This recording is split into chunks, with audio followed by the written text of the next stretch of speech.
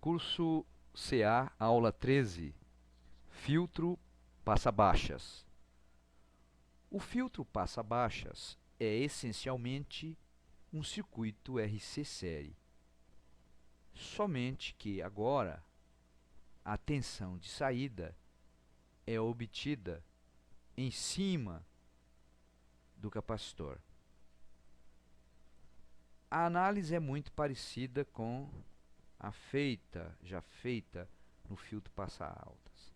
Existe uma expressão que dá o módulo do ganho, isto é, a relação entre Vs e VE é dada por essa expressão, 1 dividido por raiz quadrada de 1 mais F dividido por Fc ao quadrado.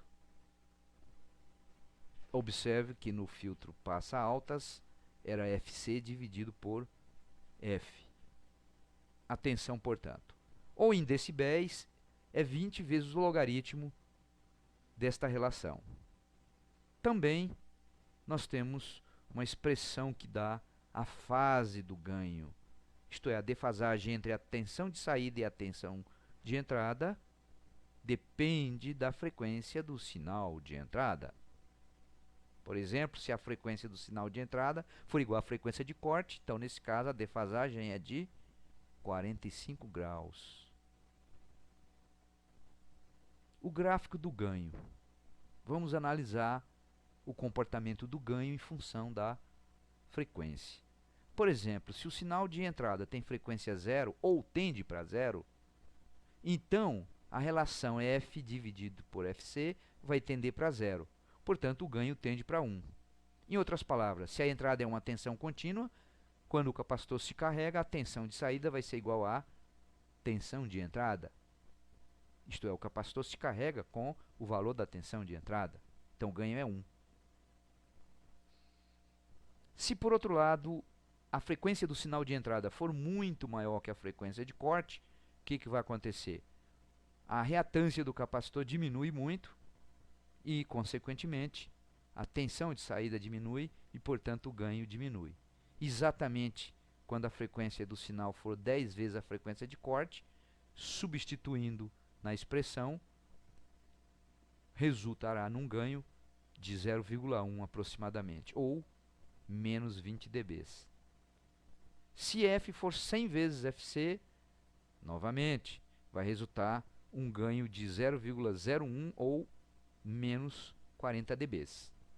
Por outro lado, se a frequência do sinal de entrada for exatamente igual à frequência de corte, e não esquecer que a frequência de corte ela é calculada exatamente como no filtro passa-altas, isto é, 1 dividido por 2π vezes R e vezes C. Então, se F for igual a Fc, o que acontece? O ganho vai ser 0,707 ou menos 3 dB. Por fim, se F for muito, muito alto, isto é, tender para infinito, obviamente que esse número tende para infinito, portanto, esse número tende para zero. Isto é, o ganho tende para zero. Em outras palavras, para uma frequência muito alta, o capacitor se comportará como um curto-circuito e, portanto, a tensão na saída vai ser zero.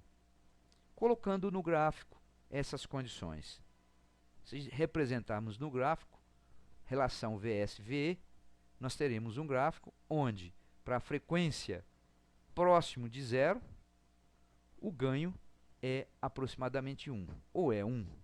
Estamos no patamar. À medida que a frequência aumenta, na frequência de corte, o que acontece com o ganho? O ganho cai para 0,707. Se aumentarmos mais ainda a frequência, para uma frequência de 10 vezes a frequência de corte, o ganho vai ser 0,1. Se for 100 vezes, vai ser 0,01. E assim por diante. Representando isso em decibéis.